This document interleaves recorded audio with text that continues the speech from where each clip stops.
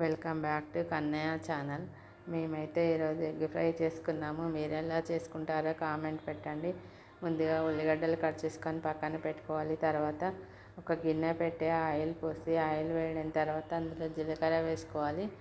అది కొంచెం ఫ్రై అయిన తర్వాత ఉల్లిగడ్డ వేసుకోవాలి.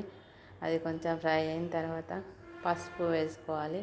తర్వాత అల్లం వేసుకోవాలి. అల్లం వేసుకొని కొంచెం సేపు ఉంచి అందులో ఈ ఎగ్గులు వేసుకోవాలి.